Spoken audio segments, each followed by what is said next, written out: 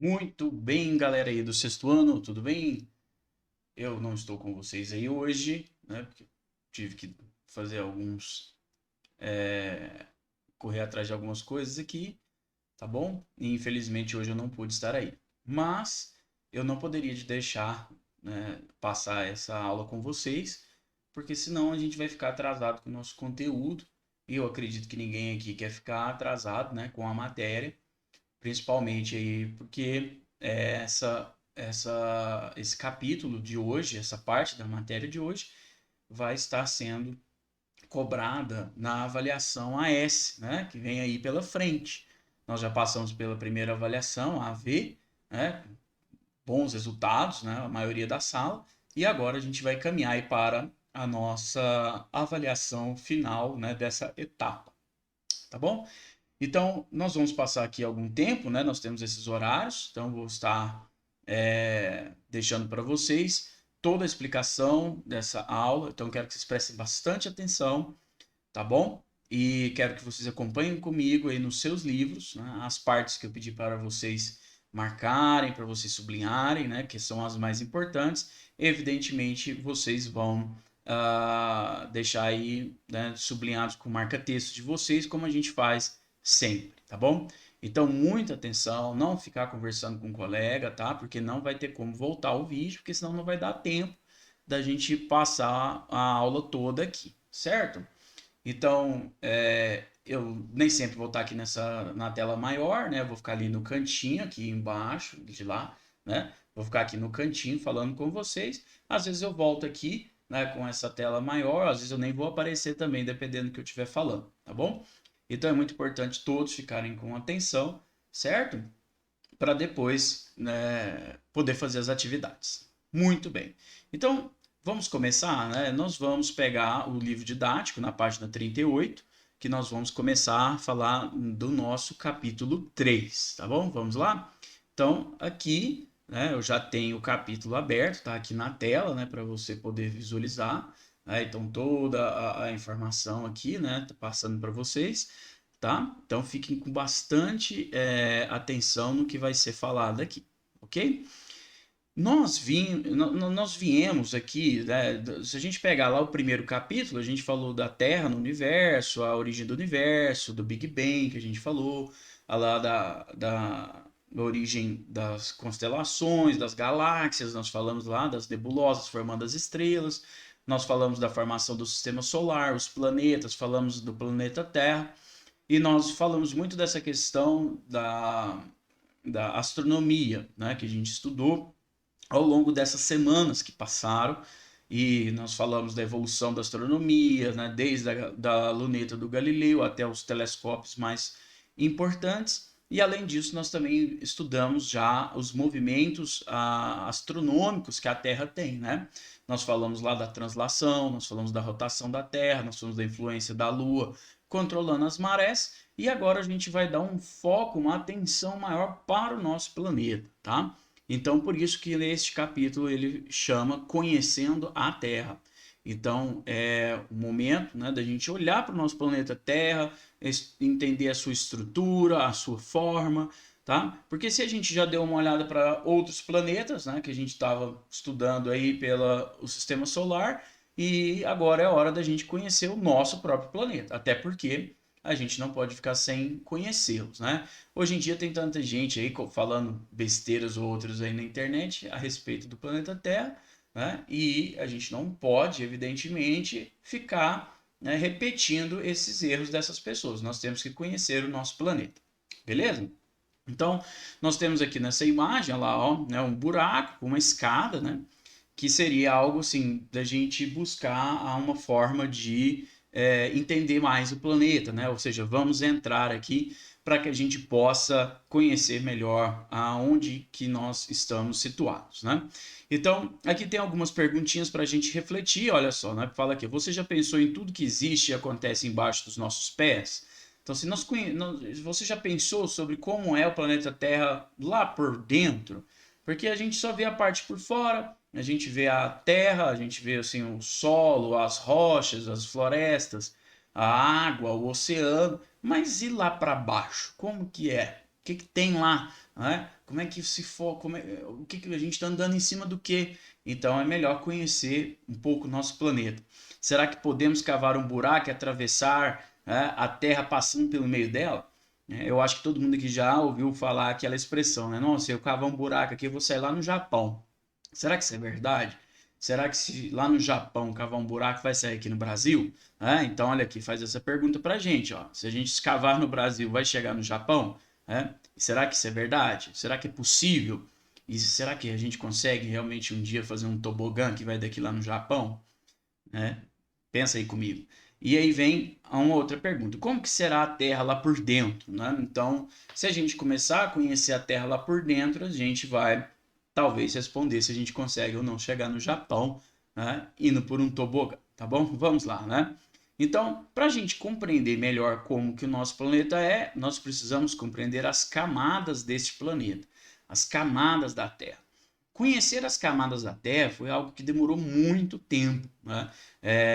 Por muitos séculos, a curiosidade de saber como eram as camadas mais profundas da Terra era um mistério, porque era muito difícil, né? Um trabalho muito complicado, dá muito trabalho escavar, né? É muito difícil, porque é muita rocha, é muito duro, né? Então nós não temos, na verdade, né, equipamentos tão eficientes ainda, mesmo até hoje, capazes de fazer essa perfuração, né? Então realmente foi algo muito difícil que demorou bastante tempo e precisou evoluir em muitas tecnologias para tentar entender como que era o interior do nosso planeta Terra sem a necessidade de escavá-lo, né? Porque antigamente, a única opção era escavar, era conhecer mesmo, né? E muitas escavações tentaram encontrar o que havia lá embaixo, mas praticamente nenhuma teve um sucesso, porque a gente nunca conseguiu romper a primeira camada. Então, não existe nenhuma perfuração humana que atravessou até chegar na segunda camada, né? Muito menos lá no centro da Terra. Tá? Então, vamos falar assim, foi uma jornada meio fracassada. Tá? Mas depois, evidentemente, foram surgindo outras ideias, outras propostas, outras tecnologias que utilizaram, né, desde informações de ultrassons, né, de mapeamento do solo, né, de sondas de radiação, né, que foram utilizadas, né, e aí foi se formando então imagens utilizando novas tecnologias capazes de compreender melhor o interior do nosso planeta. Além disso, né, surgiram também os simuladores, que começaram a pegar as informações e começar a simular realmente com cálculos matemáticos, com informações, como que esse interior do planeta Terra se organiza, tá bom? Então, o que nós vamos estudar aqui hoje é algo que demorou muito tempo para ser construído e ainda mais para ser desenhado, para ser esquematizado, tá bom? Então, a gente começa dando aquela olhadinha aqui, né, para a apostila, olha lá, fala aí, ó. Ao olhar a Terra como um todo, podemos dizer que ela é formada por camadas concêntricas, tá? O que que é ser concêntrica? Está escrito aqui, ó. Pega aqui comigo. Eu vou usar aqui algumas setinhas, algumas coisas para indicar para vocês o que que eu estou falando, ó. Então, concêntricas lá, em torno de um ponto central. Então, as camadas, elas são como se fosse, né, ali em volta do ponto central da Terra. Imagina por exemplo, ali uma laranja, né? Então a casca da laranja, ela cobre toda a laranja. Aí vem aquela segunda camada branquinha, né? Que é daquele bagaço, aquela parte branquinha, que ela faz uma camada também, que está em volta ali do centro da laranja. Então elas têm o mesmo centro, então elas são concêntricas, tá bom? Certo? E quais são essas camadas? Aí eu quero que você sublinhe aí para nós. Olha, pega aí seu marca-texto, eu vou pegar o meu amarelo, né, para a gente marcar aqui, ó. Quais são? A gente tem a crosta, ó, a crosta terrestre, que é a camada mais externa, tá bom? Também chamada de litosfera, tá colocado aí. Nós temos a camada do manto, que é a camada que vem abaixo da crosta terrestre, tá bom? E a gente tem a parte mais interna, que é o núcleo, tá bom? Então nós temos a Terra, essa parte dessas camadas, divididas praticamente em três, né? Depois a gente vai subdividi-las, já olhando aqui esse desenho aí do lado, tá? Então nós temos três camadas importantes: a crosta terrestre, né, que a gente chama de litosfera, essa parte rochosa, né, que é a parte mais externa do planeta. Nós temos o manto, tá, que vem uma parte intermediária, e a parte mais interna a gente chama de núcleo. Aí fala para a gente observar aqui a ilustração ao lado, que é muito importante. Vocês podem ter certeza absoluta que esse tipo de imagem é cobrado aí nas avaliações, né, para que você consiga identificar qual a camada que ele pode vir a pedir e qual é a formação dessa camada, qual é a característica dela. Então a gente vai começar de fora para dentro, né? Porque de fora é onde a gente já conhece, né? Então olha aqui, a gente tem a crosta, que eu indiquei de vermelho. Olha, é a crosta terrestre. Então, quando a gente olha para a crosta lá, o que, que a gente vê? A formação rochosa, né, de terras, montanhas que a gente vê. E, inclusive, essa formação rochosa, ela está abaixo aqui da água, que cobre aí uma grande parte da Terra, não é verdade? Em torno de 75% da Terra, né, ela é coberta por água, mas embaixo da água dos oceanos, embaixo da água dos grandes lagos, nós temos uma estrutura formada de crosta, de rocha, tá bom? Certo? Então essa é a camada superficial que a gente tem, tá bom? E por que que ela é rochosa? Por que que ela é dura? Por que que ela é rígida? Porque ela está na parte mais externa, é o que está em contato com a atmosfera, e ela é a camada mais fria que tem na Terra. Então, quando tem um resfriamento dessa camada, ela acaba formando as rochas, tá bom? Agora, quando a gente começa a descer, se fosse possível a gente pegar um elevador, né, a gente iria agora para a segunda camada, que a gente chama de manto. Olha aí, ó. E o manto está dividido em duas partes: o manto superior e o manto inferior, tá bom? Já já a gente vai ver características de cada um deles, tá bom? Mas existe uma diferença ali na temperatura, né? Quanto mais próximo do núcleo, mais quente vai ficando, tá? Tem uma diferença de temperatura, vai ter uma diferença também na viscosidade, né? Esse manto superior, ele é um pouco mais grosso, vamos falar assim, né? Ele é uma temperatura um pouco mais baixa e apesar dele ainda formar aquele magma que a gente conhece, né, que sai lá nos vulcões, ele ainda é um pouco mais viscoso, tá bom? E a gente tem um manto inferior que já é mais quente, ele é mais fluido, né? Porque mais rochas estão ainda muito derretidas, né? Com temperatura muito alta, tá? E forma uma camada mais baixa, já é um tipo de magma que não vai sair aqui nos vulcões que a gente tem, tá bom? E abaixo, agora eu vou indicar de verde, tá? Nós temos a região do núcleo. E mesmo o núcleo tem duas camadas, um núcleo externo e um núcleo interno, que já já a gente vai comentar um pouco sobre essas diferenças, tá bom? Então, fica a dica aqui, eu coloque aqui neste desenho, né? Escreva aí com certeza que esse desenho é importante estudar, né? Para a sua avaliação, tá? É muito comum cair aí desenho, né? Pedindo para você identificar a camada ou, né, as informações, as características dessas camadas da Terra, tá bom? Certo? Vamos dar uma olhadinha agora em cada uma dessas camadas. Inicialmente, aqui nessa imagem, a gente fala da crosta terrestre. Olha aqui.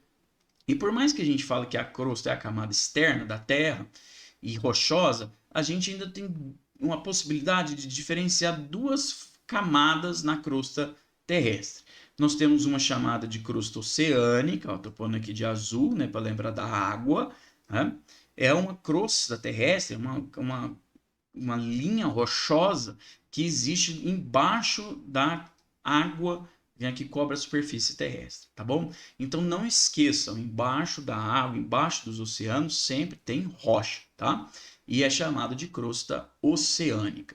Agora, a região que está superficial, a rocha está acima do nível do mar, né, formando o que a gente chama de continentes, de ilhas, né, essa região onde a gente vê a terra à vista mesmo, né, nós chamamos ela de crosta continental. Então é só lembrar de onde que a gente observa os continentes, tá bom? Então nós temos a crosta continental, que é a parte visível da rocha, da terra, do solo, e nós temos a crosta oceânica, que fica embaixo dos grandes oceanos, evidentemente é a maior das crostas, né? Porque a grande parte da crosta terrestre está coberta por água, tá bom? Certo? E, inclusive aqui do lado a gente tem algumas informações, né, que a gente vai ter que sublinhar. Então, aqui, ó, crosta oceânica, ela forma o fundo dos oceanos e a espessura dela é de 5 a 10 quilômetros, né? Então, quando a gente fala de 5 a 10 quilômetros, nós estamos falando de 5.000 até 10.000 metros, tá bom? A crosta, ela não tem a espessura, a mesma espessura em todo lugar do planeta. Essa crosta, ela varia, né, a sua espessura. Tem alguns lugares em que essa crosta ela é mais fina, tá? E aí tem alguns lugares que a crosta ela é mais espessa, tá bom? Certo? Mas ela é relativamente mais fina porque ela está numa profundidade baixa, né? Tanto que ela está coberta pela água, tá bom? Já a crosta continental, ela forma os continentes e as áreas de mar raso perto das costas. E ela tem uma espessura, ó, que pode chegar até 70 quilômetros, tá? Então, olha aí, ó, onde no planeta Terra a gente tem a espessura, maior espessura, né, da crosta continental, chega a 70 quilômetros, tá bom? E pode variar também, claro, né? Essa crosta continental ela também pode ser mais estreita, tá bom? Aqui eu vou contar para vocês a história, né? Deixa eu voltar aqui para mim, a câmera, ó. Vou contar para vocês uma história, né? Que o pessoal fala muito ali de Caldas Novas, né? Com certeza, eu acredito que muitos de vocês já foram alguma vez em Caldas Novas. Se não foram, deve ir por alguns daqui a algum tempo, tá? Mas a gente sabe que lá em Caldas Novas ficou conhecida porque o pessoal fazia aqueles poços, né? Poço artesiano para tirar a água lá e a água vinha quente, naturalmente, sem precisar aquecê-la. E aí isso acabou ficando famoso, né? Isso lá há muitos anos atrás. E aí o pessoal começou a usar essa ideia de pegar a água para usar como para tomar banho, piscina, né? Água quente, porque naquela época, se a gente voltar aí uns 40 anos atrás, ter uma água aquecida era uma coisa realmente muito luxuosa, né? Não era todo mundo que tinha ali a capacidade de ter uma piscina de água aquecida, era uma coisa muito rara, né? Não tinha aquecedor solar na época, não existia isso, tá? Não existia hoje, como a gente vê aí nas casas que tem as piscinas e tem um aquecedor. Então era praticamente assim, ó, muito raro achar quem tinha uma piscina de água aquecida. Então isso ficou famoso, o pessoal começou a investir nisso e veio então muitos turistas vindo de todos os lados para visitar a cidade de Caldas Novas, tá bom? E aí surgiu um mito, né? Uma mentira, uma coisa, um fake news, né? Que a gente chama hoje, que é o seguinte: lá em Caldas Novas, o pessoal falava que a água era quente porque ela tem um vulcão que é adormecido, tá bom? E aí eu quero falar uma coisa para vocês: nunca teve vulcão em Caldas Novas, nem vai ter, certo? Né? Depois a gente até, quando estiver estudando aqui um mapa das placas tectônicas, eu vou explicar melhor isso, tá bom? O que que acontece então lá em Caldas Novas, professor, que a água ela é aquecida? Que tipo de fenômeno que surge lá? Lá em Caldas Novas tem dois fenômenos que aconteceram no mesmo local e faz com que a água do subsolo, a água lá da profunda, ela fique aquecida, diferentemente daqui, por exemplo, né, de Araguari.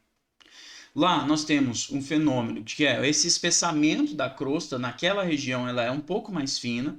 Não que isso cause problema, viu? Não se preocupar não, ela é só um pouco mais fina que outras regiões. E lá existem umas fissuras, é como se tivessem umas rachaduras nas rochas lá embaixo. E aí isso faz com que o magma chegue mais próximo ali da região do lençol freático. Não que seja uma distância capaz da gente um dia furar lá e sair magma, não é isso, tá? É porque a temperatura lá embaixo é tão grande, que ao longo dos milênios essa rocha foi ficando muito quente, ela ainda é aquecida, E aí a água, quando a água ela entra, né, pelo solo, ela acaba aquecendo e ficando quente lá embaixo, tá bom? Essas fissuras nós chamamos de geoclases, tá? Mas é algo que é estudado só para quem aprofunda mesmo nesse estudo aí da rocha, coisa que só estuda lá na faculdade, tá bom? Então, é um mito que em Caldas Novas já teve um vulcão, não tem vulcão, e até hoje a água lá é quente, vai continuar sendo quente, né? Aquecida por essa proximidade do manto, tá? E também por causa dessas fissuras, tá? Mas nada que venha causar problema. Não precisa ter medo se um dia tiver lá em Caldas Novas, falar, ah, meu Deus, vai, né, sair magma aqui dessa piscina, nesse rio, vai estourar um vulcão, não tem nada disso, não precisa se preocupar com nada disso lá, tá bom? Show! Então a gente já falou da crosta, agora a gente vai falar aqui um pouquinho, né, de alguns fenômenos que ocorrem nessa crosta terrestre para explicar como ela é, né, como ela chegou a ser como está. Então agora na página 40, né, todo mundo vira a página para acompanhar comigo aí na página 40, né? Então lá, a crosta terrestre ela é formada por blocos de rocha sólida, marca aí para nós, tá? Aí ó, blocos de rocha sólida, marca aí ó, chamadas de placas tectônicas. Todo mundo aqui já ouviu falar de placa tectônica, se não ouviu falar é porque faltou na aula, tá? Mas com certeza nas aulas de geografia, no quinto ano, vocês ouviram falar de placas tectônicas, vão ouvir falar aqui comigo de novo, vão estudar em geografia de novo, porque placas tectônicas a gente tem que saber, nós temos que dominar, conhecer isso muito, tá? É um assunto muito importante, tá bom? E o que acontece? Essas placas tectônicas, como a gente falou aqui agora, ela é feita de rocha sólida, tá bom? Só que embaixo dessas placas tectônicas não é sólido, tá? Embaixo das placas tectônicas a gente tem uma camada chamada de manto, que ela não é sólida, ela é fluida, ela é né, vamos falar assim, é como se fosse um líquido em movimento.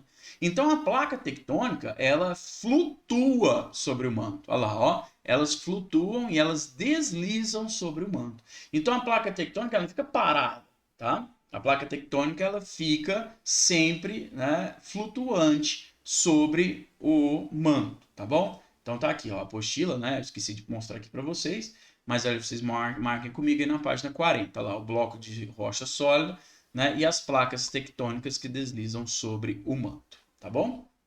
Beleza?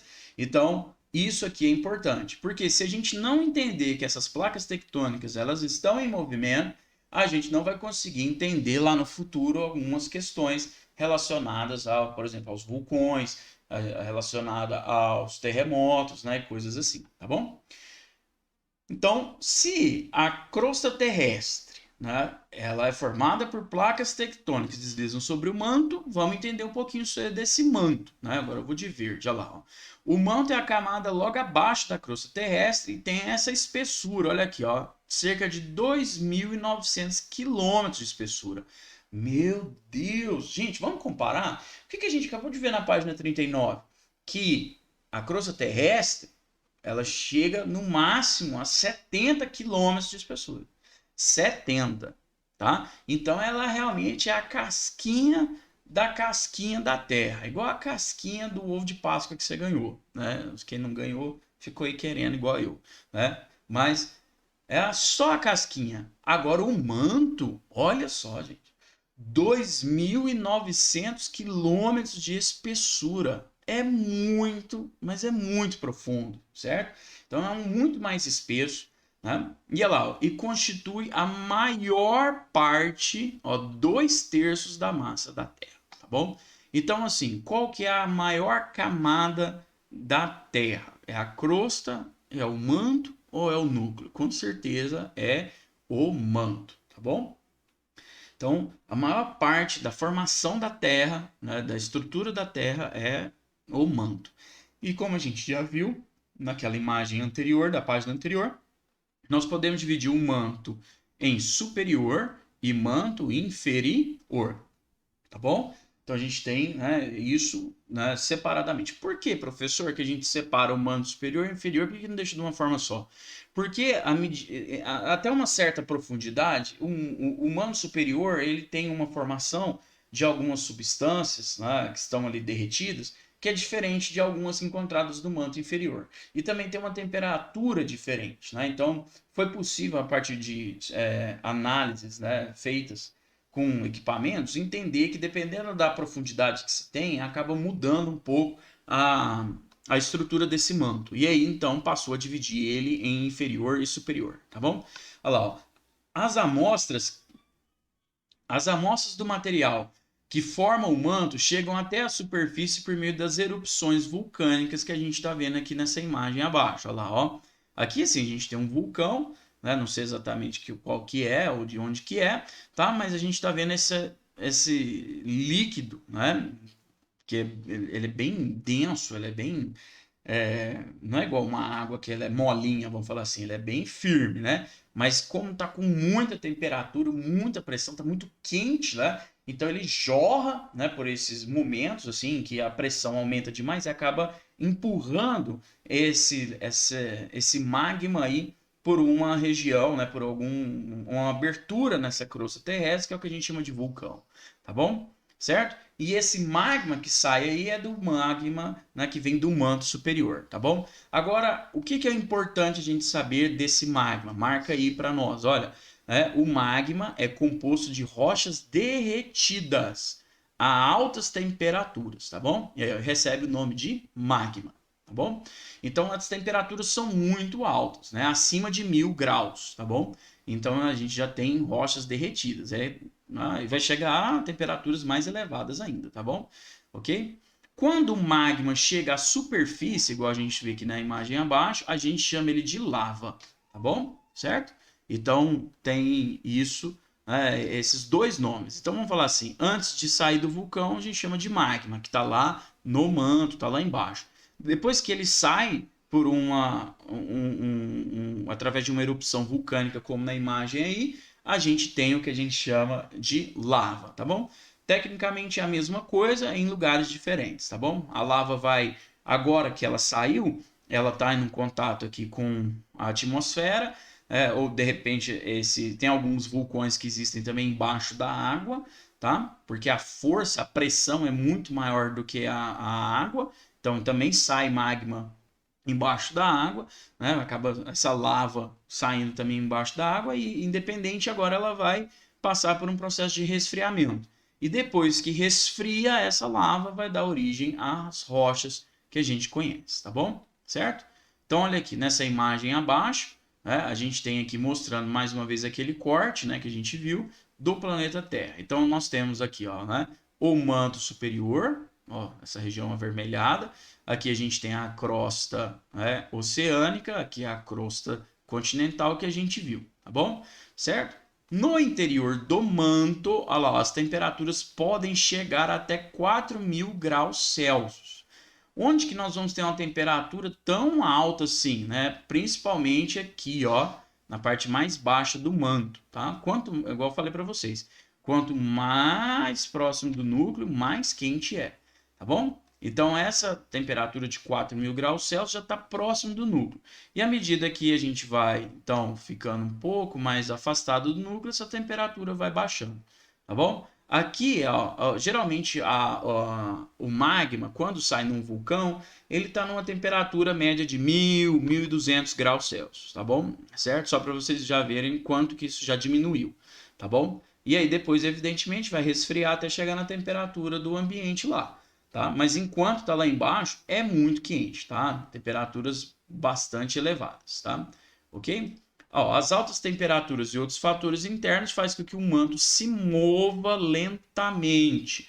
Então é o que eu falei para vocês. O manto ele está em movimento, né? E a crosta terrestre, lá, as placas tectônicas flutuam sobre o manto. Então, se o manto se move mais lentamente, a placa tectônica às vezes nem mexe muito.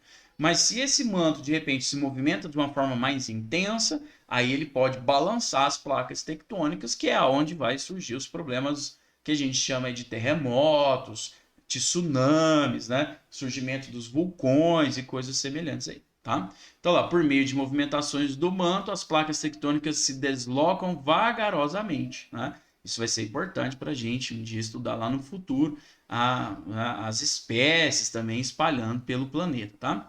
Como os continentes e o fundo dos oceanos estão sobre elas, o movimento das placas refletem alterações no relevo.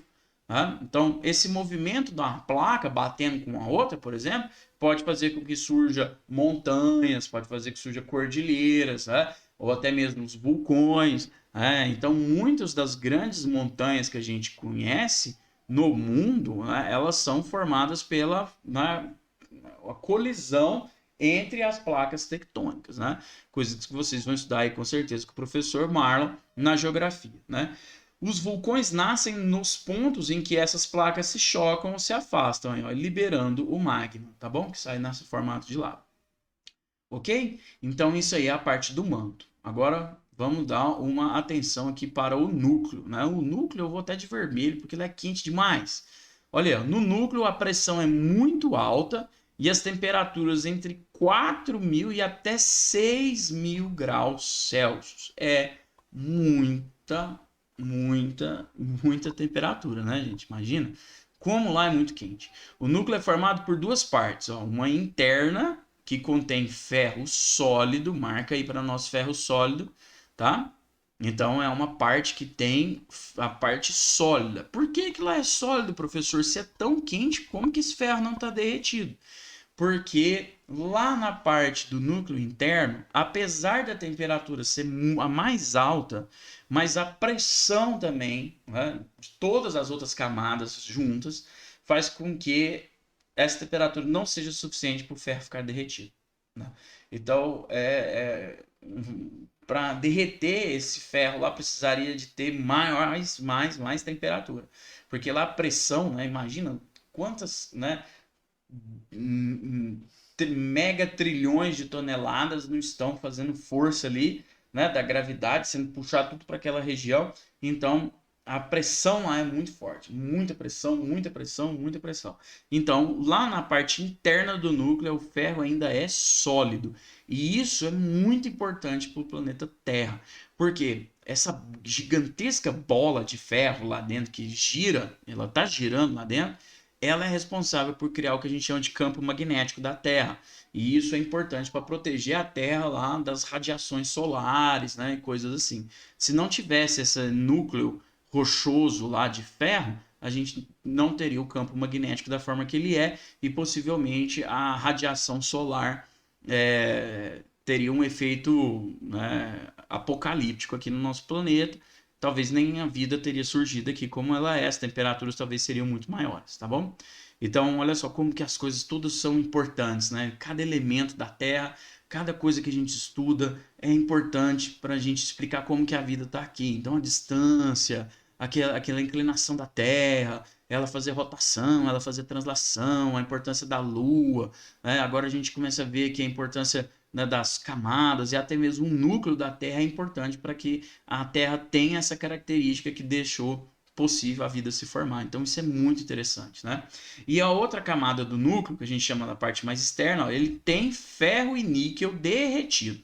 Então, cuidado com isso aqui, porque esse aqui já caiu em prova, tá? E saber então, olha, as únicas camadas da Terra que apresentam elementos sólidos é a crosta terrestre, porque é frio, frio comparado com o resto, é evidente, né? Então, a crosta terrestre é rocha sólida e o núcleo interno da Terra que tem ferro sólido. O resto é tudo derretido, tá bom? Por conter ferro e níquel, ó, a parte externa do núcleo é chamada de NIF. Marca isso, coloca uma seta aí, ó, que pisca à noite para você não esquecer, que é muito importante, tá bom? Então, o núcleo interno da Terra tá aqui, ó, tô indicando com a seta azul. E o núcleo externo da Terra, ele tá, eu tô indicando de vermelho aqui, ó, né? Ele é formado, né, por esse níquel e ferro derretido chamado de NIF. NIF vem de, né, níquel e ferro junto. Então, NiFe, tá bom? Níquel e ferro, NiFe, tá bom? Certo? Então, essas são as camadas que a gente viu aí da Terra, tá bom? Vamos partir aqui para a próxima página. Tem aqui um experimento, olha, de fazendo a ciência. Com certeza a professora Mônica depois vai comentar com vocês. Nós vamos pular essa página 41 e nós vamos aqui para a página 42, tá bom? Para a gente dar sequência aqui na nossa aula, tá bom? Eu espero, deixa eu voltar aqui para vocês, né? Eu espero que vocês estejam conseguindo acompanhar, né? Eu gostaria muito de estar aí com vocês, claro, né? Mas não vai ser possível. Então, por isso que eu estou fazendo a gravação da aula aqui com antecedência, porque eu não queria que vocês ficassem prejudicados, né? Apesar de que alguns ficam torcendo aí para o professor faltar, né? Precisa ir para a quadra jogar bola. Eu sei que vocês ficam com esse pensamento, mas a gente não pode, né, perder aqui o nosso ritmo, né? Nós só temos aula aqui na segunda e na terça-feira, tá bom? Então a gente não pode perder essa aula maravilhosa, né? Até porque ela vai ser muito importante aí na frente, tá bom? Muito bem, vamos retomar aqui na apostila, então vamos para a página 42, né? E aqui vai falar um pouquinho de como que a gente chegou nesse conhecimento, né? Que eu já falei um pouco para vocês. Existe uma área da ciência que já tem até curso, você pode até fazer até faculdade disso aqui, ó, de chamado de geologia, tá? Antes tinha que fazer geografia e depois fazer geologia. Agora você já consegue, algumas faculdades no Brasil já tem geologia direto. E eu vou falar para vocês, viu? É uma profissão que dá dinheiro, viu? É pouca gente que faz, não é, e assim, hoje os trabalhos aí que tem que ter um geólogo, né, são bem pagos, viu? Então, que é um dia aí, quem sabe você tiver dúvidas aí de uma futura profissão na sua vida, você lembra aí da geologia, tá? Porque tem muitos trabalhos que tem que estudar a terra, né? Então imagina, por exemplo, o pessoal quer fazer uma mineração lá em tal lugar, para ver se tira ouro, para ver se tira cobre, se tira ferro, né? Elementos importantes. Então, primeiro tem que ter um estudo de geologia, um acompanhamento de uma geologia, né? Para fazer um poço artesiano, para fazer uma barragem, para fazer obras gigantescas, né? Prédios enormes. Então, tem que ter um estudo de geologia, tem que conhecer o solo primeiro, né? Então, olha aí, ó, que legal que é a geologia, tá? Então, geologia é a ciência que estuda a Terra e procura entender a sua origem, a sua estrutura, que é o que a gente está vendo aqui hoje, né? A composição, então a parte química, né? A composição química, que é isso que a gente está falando, formado de ferro, formado de níquel, de rocha derretida, né? Então, tudo isso. E além disso, estuda as transformações passadas que a Terra já passou, né? Então ela fica olhando para a história da Terra. Então, aquilo que a gente já comentou antes, a Terra, ela nem sempre foi assim, muito pelo contrário, ela está passando por transformações. Mas como que será que ela era antes? Né? E então a geologia ela tenta olhar um pouco para o passado para explicar o presente, tá? Então, os profissionais da geologia chamados de geólogos, tá? Quem sabe aí um dia você dá uma pesquisada, né? Para compreender diversos fenômenos que acontecem na crosta terrestre, é importante conhecer as camadas da Terra que a gente viu, tá bom? As rochas que formam a crosta são muito duras e perfurá-las é uma tarefa difícil. A primeira coisa que eu falei para vocês, né? Muito difícil. Mas após alguns metros de perfuração, os equipamentos ficam muito desgastados e à medida que avança na superfície, a temperatura aumenta, tá? Presta atenção nisso aqui agora, ó. Em média, a cada 33 metros escavados, então 33 metros que faz um buraco, a temperatura aumenta 1 grau Celsius. Né? Então vai aumentando a temperatura. Quanto mais profundo você vai, mais quente vai ficando. E a gente chama isso de grau, né, geotérmico da Terra. Tá bom? Hoje, inclusive, tem um pessoal aí utilizando uma tecnologia para aquecimento de água, que é o seguinte: o pessoal faz perfurações, né, grandes perfurações. Estou falando para vocês aí mais de 1.000 metros, né, de perfuração. Aí eles mandam uma tubulação, mandam, né, um tubo, né, dentro dessa perfuração, né, e aí dentro dessa perfuração eles jogam água, aí tem uma bomba que empurra a água até lá embaixo, né, a água vai lá, e aí como lá embaixo é mais quente, essa água vai, desce e ela volta, né, porque tem uma bomba empurrando, então chega uma hora que a água enche esse buraco e volta, né, e aí quando ela volta aquecida. Então, por exemplo, em regiões que talvez não tem um sol, né, que aquece legal, para não ter um aquecedor solar, o pessoal está usando esse aquecimento de água e usando, né, perfuração de solo. Isso está começando a aumentar aí no planeta, tá? Como o estudo direto lá do interior da Terra é limitado a 12 quilômetros, a profundidade alcançada pelas sondas, a gente nunca chegou mais que isso, né? olha lá, para estudar as regiões mais profundas do interior da Terra, os profissionais da área também utilizam métodos indiretos de estudo, que é o que eu falei para vocês. Olha lá, ó. Coletar e analisar a lava, né? Então tem gente que fica lá esperando o vulcão entrar em erupção para ir lá com equipamento especializado, pegar um pouco dessa lava, levar para os laboratórios para estudar, tá bom? E também, olha, registrar e interpretar movimentos da crosta terrestre que produzem terremotos, que eu falei para vocês, né? Ok? Em todo o planeta tem milhares de equipamentos que registram esses movimentos dos terremotos. Esses equipamentos são chamados de sismógrafos, tá bom? Marca sismógrafo, dá atenção para o nome desse aparelho aí, tá? Então perguntou qual que é o nome do aparelho que mede a movimentação da crosta terrestre. Então é o sismógrafo, tá bom? Quando a gente fala de movimento da crosta terrestre, a gente chama de sismos, né? Então, os sismos terrestres, esses movimentos da crosta, que ela está balançando e tudo mais. Então, tem o sismógrafo, que mede esses sismos, tá? E aqui embaixo a gente tem, aqui ó, um pouquinho mais abaixo, ó lá, uma imagem de um desses sismógrafos. Esse aqui já é até mais analógico, um pouco mais velho, hoje a gente já tem os digitais. Mas como é que funciona? Olha lá, tem como se fosse um papel, né? Um rolo de um papel que fica girando ali lentamente e tem uma agulha muito sensível que tem uma tinta, né?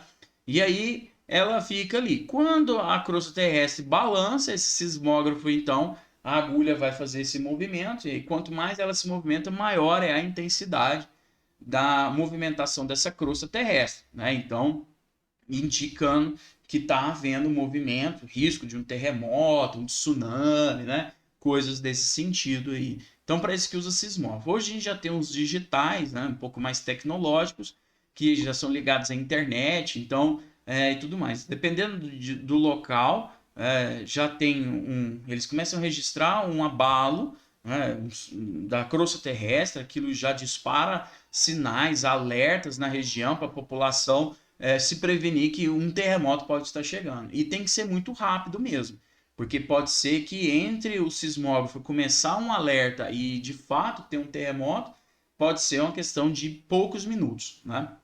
Ou de um tsunami, né? Alguma coisa assim, tem que ser mais avançado mesmo, né? Tá bom? Passando aqui de página, a página 43, né? Essas atividades, já já vocês vão poder fazer, né? Mas por enquanto não. Vamos aqui para a nossa página 44, tá bom? Olha aí, ó. Dar uma olhada um pouco mais aprofundada sobre a litosfera, aí, ó, litosfera, a crosta terrestre. Eu estava esperando chegar esse dia para comentar com vocês, né, sobre essa foto aqui, ó, tá? Que eu comentei na aula um dia, vocês ficaram rindo de mim, tá bom? Que eu falei para vocês que a quantidade de água na Terra é muito pequena em relação ao tamanho do planeta, né? Certo? Tanto que o dia que eu falei isso, eu fiquei falando que tem aquela música, né, que fala Terra, planeta, água, que era uma mentira, né? Na verdade, a Terra é um planeta rocha. Tanto que a gente classifica ele como planeta rochoso, estão lembrados, né? Que Mercúrio, Vênus, Terra e Marte são planetas rochosos. Então, olha só nessa imagem. O que que essa imagem tem de interessante, né? Eles fizeram, né, uma simulação para mostrar se juntasse toda a água de todos os oceanos e fizesse uma super bolha só de água e comparasse o tamanho dessa bolha de água com o tamanho do planeta Terra. E o que que a gente tem é isso aí, ó. Né? Então, se a gente tivesse toda a água dos oceanos concentrada, olha lá, ó, ela não cobriria nem o tamanho dos Estados Unidos e do Canadá. Olha lá. Então, olha o tanto de água que tem em relação ao tamanho do planeta Terra, que seco, vamos falar assim. Então, é isso. Né? Então, a água ela só cobre a superfície, ela é a casquinha mesmo ali, né, da região. Tá bom? E aqui é interessante essa imagem, porque ela mostra a crosta terrestre total agora, né? Aqui a gente tem a parte continental, evidentemente, que vocês conhecem aqui, né, os continentes, mas a crosta oceânica, olha, que antes era coberta por água, agora a gente consegue ver. E isso é muito legal, né, quando a gente consegue ter essa percepção, né, a gente entender isso melhor, tá? Então, a litosfera é a camada sólida que cobre a Terra. Ela inclui a crosta terrestre, né, que a gente já viu, o manto e o manto da parte que solidificou. Né? Então, toda essa parte aí é a chamada de crosta terrestre, tá bom? A litosfera é formada por rocha, solo, então rocha é rocha é rocha, pedra, vamos falar assim, né? Minério, e solo é essa rocha desgastada, que é terra, areia, né? Então isso é solo. Os quais estão aí relacionados aos vulcões, né, do passado e do presente. A gente já teve vulcões que não estão adormecidos, já, vamos falar assim, né? Não entram mais em erupção há muitos anos, séculos, né? Então já estão inativos e a gente tem vulcões aí que de tempo em tempo acaba entrando em erupção, tá bom? Então, ó, podemos dizer que o chão que você pisa aí, né, a terra, né, não é o azulejo, né, mas a terra e o solo onde as plantas crescem, onde a gente pisa, as montanhas, as rochas, leito dos rios, dos oceanos, todos tiveram origem na atividade vulcânica, né? Então, a crosta terrestre como um todo, a maior parte dela, né, é formada por o que um dia foi magma, né, que saiu pelos vulcões aí, tá bom? Aqui tem um texto complementar mostrando aqui uma ilha lá, ó, vulcânica que nasceu em 2013. Olha aí, ó, completando aí pouco mais de 10 anos. Olha lá, e não para de crescer. De onde que veio essa ilha vulcânica? Porque, como eu disse, um vulcão que era subaquático, né? Então ele ficava embaixo da água. Ele foi lançando, né, magma. Esse magma foi solidificando até chegar o momento em que a quantidade de magma já ficou mais alto que o nível do mar, tá bom? Certo? Então, isso aí conta a história de uma ilha que foi surgindo, tá? Depois vocês podem dar uma olhadinha. Mas vamos prosseguir aqui, ó. Do que ela é formada a crosta terrestre? A crosta terrestre ela é formada de rochas, né? Como a gente já falou. E quais são as rochas? Nós vamos ver aqui agora algo que é muito importante, né? As rochas são formadas de minerais, né? Ou seja, a gente já vai chegando perto daqueles elementos químicos, né, que eu falei que os geólogos estudam, tá bom? Olha lá, ó. Olha ao seu redor e perceba a presença de rochas e minerais. Elas estão nas calçadas, né? Tem aquelas calçadas, aquelas pedras, né, que a gente chama de basalto, né? Tem na pia, né, da cozinha, na pia do banheiro, um granito, né, que a gente tem, um mármore, né, brita. Então, muita coisa aí são formadas, né, desses minerais, dessas rochas. Uma rocha muito comum é o granito, ó. Praticamente todo mundo tem nas suas casas aí, na pia da cozinha ou dentro do banheiro, tá? Algumas aí separando a sala do quarto, né? Embaixo, que a gente chama de rodapé. Alguns tem na janela, né? Uma pedra formada de granito, que tá a imagem dela aqui abaixo, tá bom? Aí, ó, observe a imagem, identifique os três principais minerais. Olha os minerais que formam granito. Olha, são esses três aqui, ó. O quartzo, né? O feldspato e a mica, né? Cada um tem uma característica e uma forma química diferente. É por isso que quando a gente analisa uma imagem do granito, a gente vê esses pontinhos com cores diferentes, tá bom? E aí é que a gente vê, ó, os mais escuros é de mica, tá bom? Os mais clarinhos o quartzo e esse intermediário aqui é o feldspato, tá bom? Ok? Ó, o quartzo é um dos minerais mais abundantes da Terra, né? Por isso que a gente acha muito nessa pedra aí, nesse mineral, né? O quartzo, tá bom? Constituindo aí o granito, tá? Agora um pouquinho mais para baixo, olha lá, ó, nós temos, quanto ao processo de formação, nós temos três grandes grupos de rochas. Isso aqui é extremamente importante que vocês, né, estudem muito, né? Então vamos colocar aqui, né? A partir daqui, ó, estudar muito, tá? Ó, coloca aí, ó, estudar muito, tá? Tem que saber isso aqui de trás para frente, tá bom? As rochas, né? Os tipos de rochas, as características e os exemplos, tá? Isso sempre, todos os anos, foi muito cobrado nas avaliações também. E outra coisa, é muito legal quando a gente conhece as rochas e você está andando aí por esse mundo afora e você analisa e consegue identificar o tipo de uma rocha. Isso é muito legal, né? A gente deixar de olhar para tudo que é chamado de tudo de pedra, né? E a gente entender essas rochas diferentes, tá bom? Vamos lá. Ok? Todo mundo marcou, anotou aí, ó, rochas, todas, né? A partir de agora, todas as rochas é muito importante estudar, tá bom? Então, primeiro grupo, deixa eu deixar. Vou colocar aqui na tela, ó. Bom, acho que tá dando para ver certinho. Ok. Então, o primeiro grupo é chamado de rochas ígneas. Pouca gente chama de rocha ígnea, mas ainda cai nas provas assim. Né? Eu prefiro falar de rocha magmática. Né? Ó, até porque quando eu falo magmática, você já lembra de magma. Né? Então, a gente já entende que tem uma ligação da rocha, né, com o magma. E é justamente isso mesmo que acontece. Entendeu? O que é uma rocha magmática? A rocha magmática, ela se forma quando o magma se resfria e se solidifica. É isso. Então, o magma vai se solidificar. Beleza? Pronto. Agora nós temos que perceber duas coisas. Vocês prestem muita atenção no que eu vou falar aqui agora. Nós temos duas formas de rocha magmática. O que nós chamamos aqui, ó, de magmática extrusiva e a magmática, aqui embaixo a gente já vai falar, e intrusiva, tá? Então, extrusiva, intrusiva. Extrusiva lembra de externo, ou seja, de fora. E a intrusiva nos lembra de interno, ou seja, para dentro, tá bom? Então, isso significa que se o magma se resfriar, né, no lado externo da crosta, né, ou seja, ele saiu pelo vulcão, saiu do manto, veio para fora da crosta terrestre, então a gente vai chamar de rocha magmática extrusiva. Ela foi para fora da crosta, ela foi para o externo. Agora, se ela se resfriar por dentro da crosta, né, um resfriamento que vai acontecendo embaixo da crosta terrestre, então ele é um resfriamento interno, então ela é intrusiva, tá bom? As duas são magmáticas, porque é o magma que se solidificou. Só que onde ele se solidificou?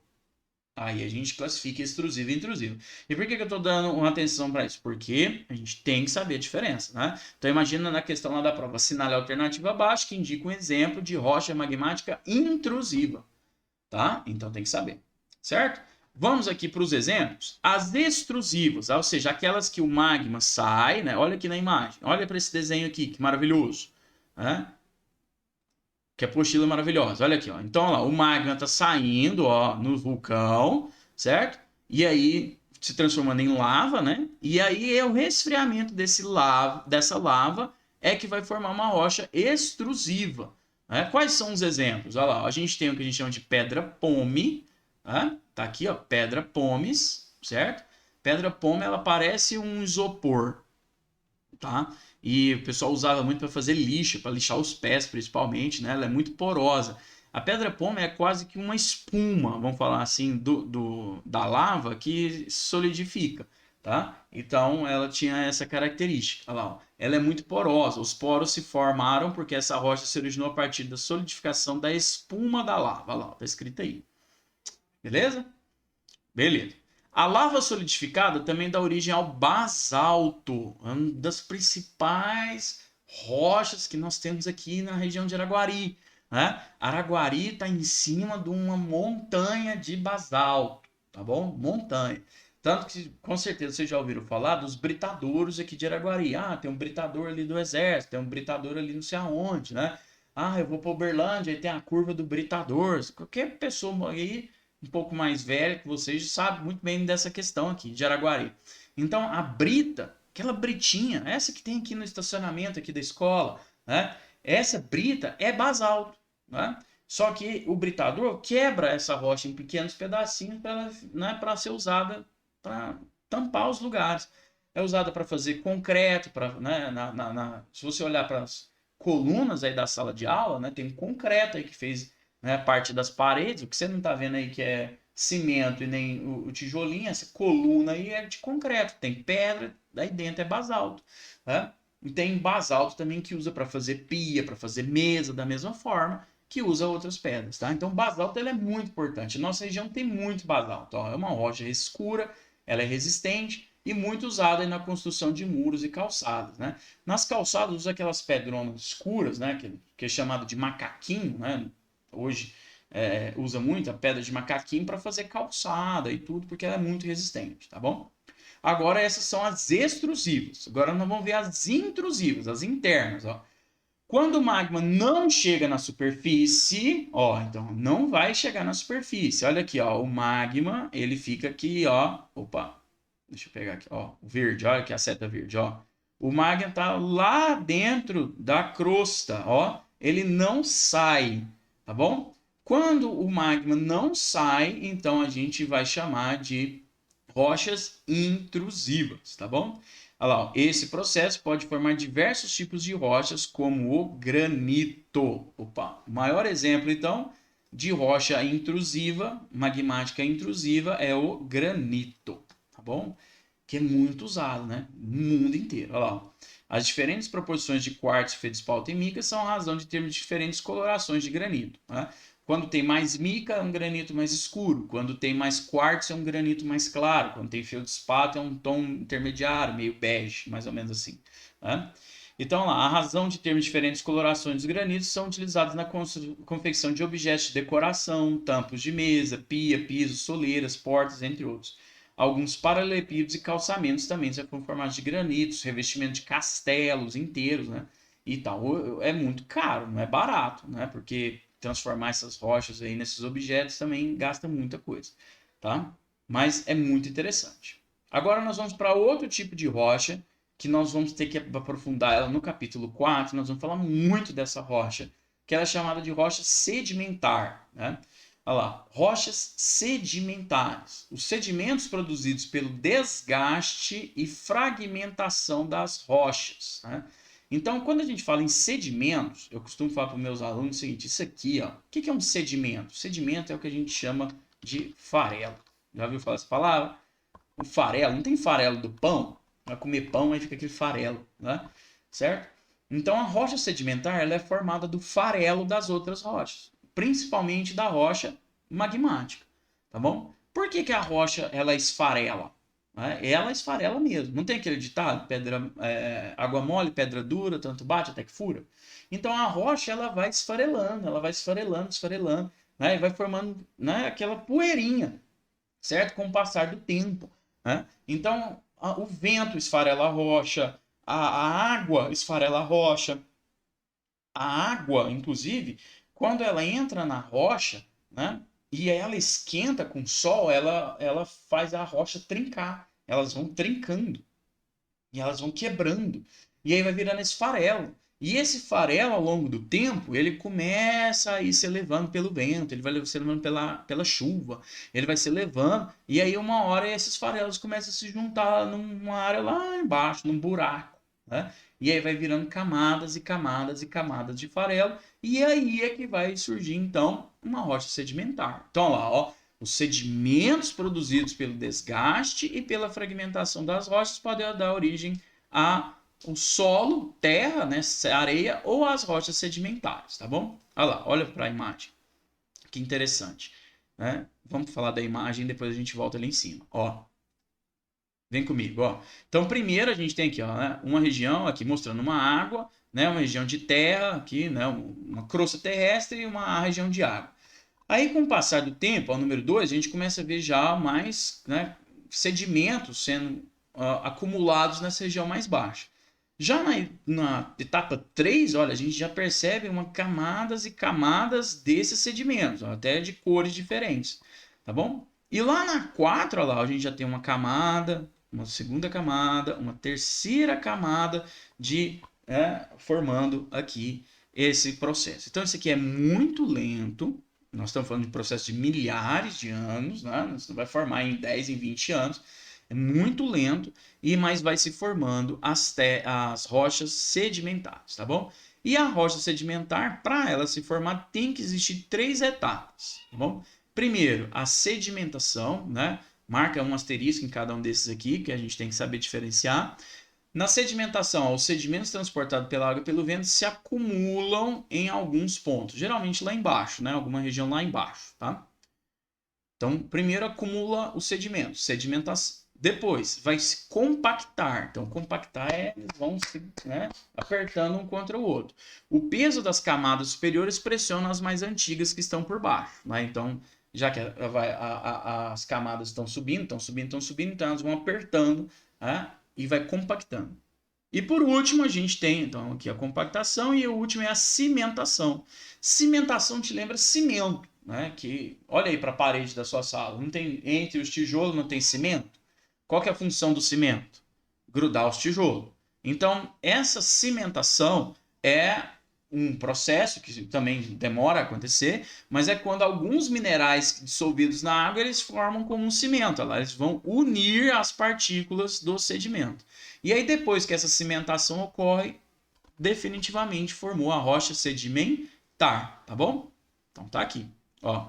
Por causa do seu processo de formação, a maioria das rochas sedimentares tem camadas, tá? Então é um tipo de rocha muito fácil de identificar, né? Porque as camadas vão ficando evidentes ao longo dos tempos, né? Então aqui a gente tem uma camada, aqui um pouco mais escura, aqui já mudou um tipo de sedimento, ó, você já vê que já são menores, a cor mudou, aqui mudou a cor de novo, aqui voltou a ser como ele era, né? Então a gente tem aí camadas diferentes. Por quê? Porque depende da época, né? Às vezes choveu mais naquele momento, trouxe mais um tipo de sedimento, depois passou uma época de seca, aí foi mais o vento, aí já são, né, os sedimentos menores, então as coisas vão alterando ao longo do tempo e formando essas camadas bem diferenciadas, tá bom?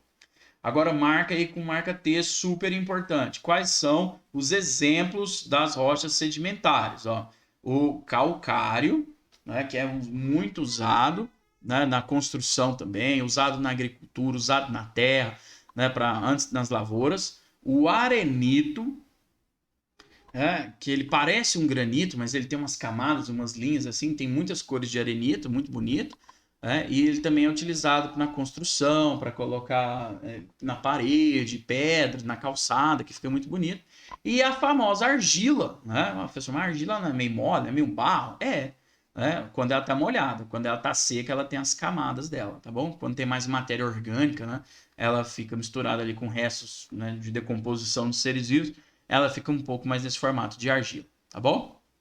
Ok, certo? Então olha aqui, nessas imagens, que legal, né? Então, um morro, né, escavado, olha lá o que a gente percebe, olha, as camadas, olha, formando como se fossem umas linhas, né? Então isso aqui a cada época são formados, né? Demorou muito tempo para se formar. Olha aqui, né? Você vê essas linhas de formação de camadas de sedimentos, né? Então são essas rochas sedimentares, tá? No quarto capítulo, eu vou voltar a falar mais delas, porque nas rochas sedimentares acontece uma coisa que vocês gostam muito de falar, né? Mas no quarto capítulo a gente fala, até agora eu vou deixar vocês um pouquinho curiosos, né, para a gente voltar lá. Para a gente ir para o final, né, da aula, até porque senão não vai dar tempo, né, de vocês terminar o vídeo, né, a gente tem o último tipo de rocha, que são as rochas metamórficas. Né? Então, quando fala mórficas, essa parte aqui, ó, mórficas, lembra de formas. Né? Então, são rochas que mudam de formas. Que isso, professor, que loucura! Sim, né? Olha lá, ó, as rochas magmáticas e as sedimentares que não chegam à superfície podem ficar enterradas nas profundezas da crosta. Então imagina uma rocha, tanto sedimentar ou magmática, que fosse formar e ficaram lá quilômetros, né, da crosta terrestre, lá embaixo, né? O que acontece lá embaixo? Olha, a temperatura é alta, que a gente já viu, e tem pressão, né, do peso, né, de todas as camadas formando esse peso em cima delas. E aí o que acontece? Elas podem se transformar. Por isso, elas são chamadas de metamórficas. Ou seja, olha aqui, uma rocha metamórfica é uma rocha que se transformou. Era uma rocha magmática, se transformou em metamórfica. Ou era uma rocha sedimentar, se transformou numa rocha metamórfica. Então é um processo muito lento que aconteceu devido à pressão do peso e à temperatura. Então lá, uma rocha metamórfica é composta dos mesmos minerais da rocha que se originou. Né? Porém, a sua textura, então, né, quando você vê assim, a forma dela, né, e a sua dureza são muito diferentes, tá bom? Embora sejam formados nas camadas mais profundas, a erosão com o passar do tempo, o movimento das crostas, elas podem expor as rochas. Então, como a gente viu, a crosta terrestre, né, a placa tectônica pode bater, ela vai batendo, ela vai batendo, ela vai batendo, e aí o que acontece? Ela vai empurrando essa rocha metamórfica para cima, uma hora chega na superfície que a gente está, tá bom? Por exemplo, lá, o granito é uma rocha magmática, mas ele se transforma em uma chamada de gneiss, né, que é muito usada também, tá? Muito procurado.